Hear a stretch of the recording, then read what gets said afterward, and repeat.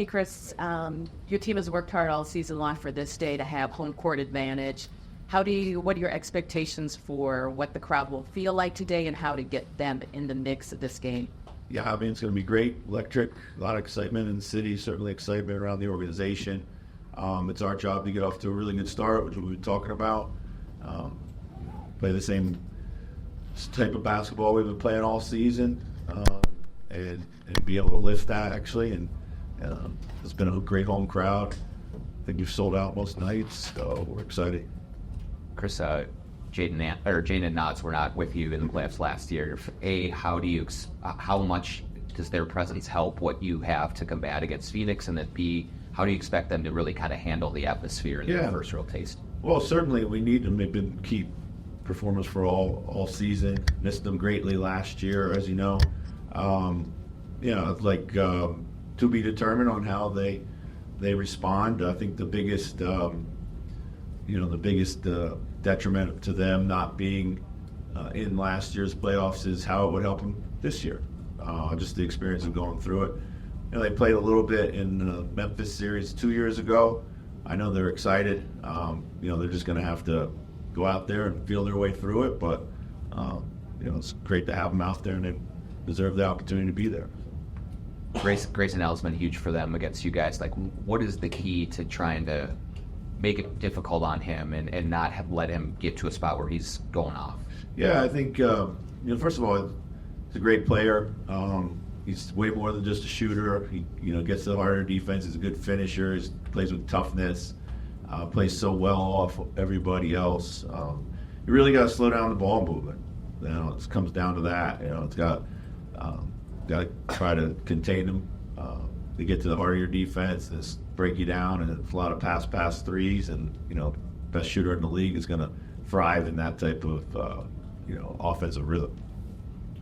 Chris, what is one thing you got from Cat before that he was doing well before he got hurt that would be particularly important to reintegrate today and in the series? Yeah, I'd like to see him, driving the ball.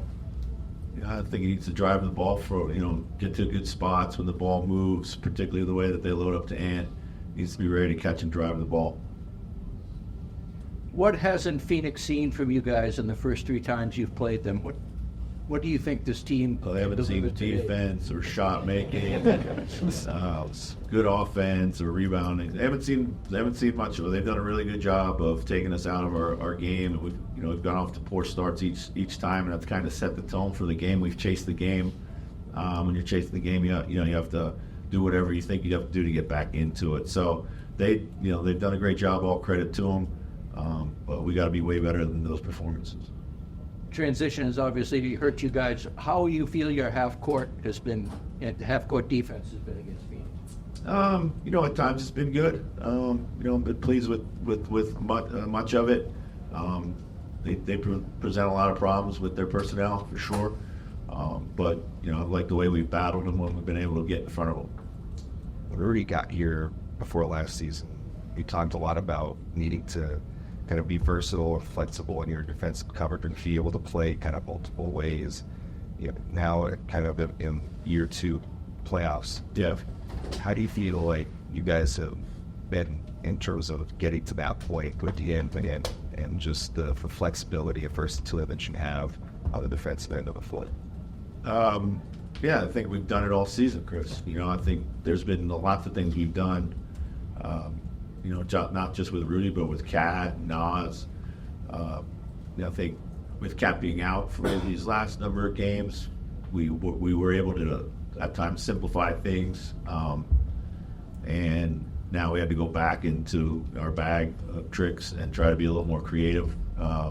And that's been kind of the thing we've done all season. Just it might shift in the games. Playoffs are a heightened version of that. So, yeah, we just have to keep figuring it out.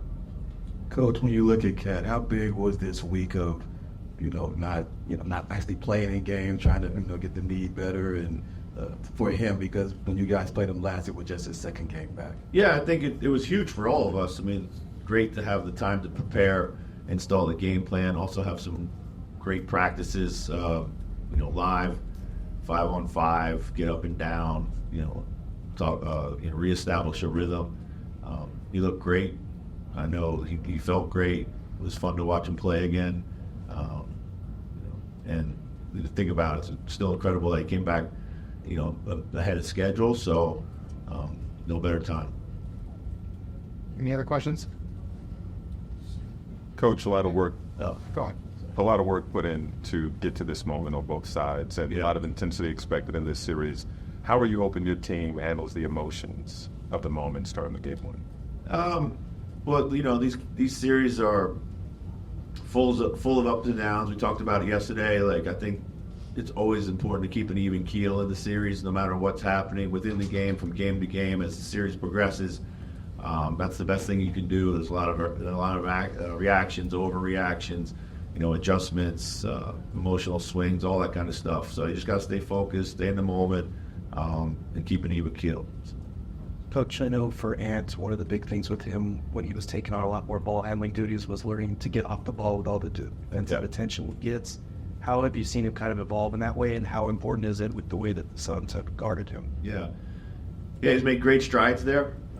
Really, he's done an outstanding job.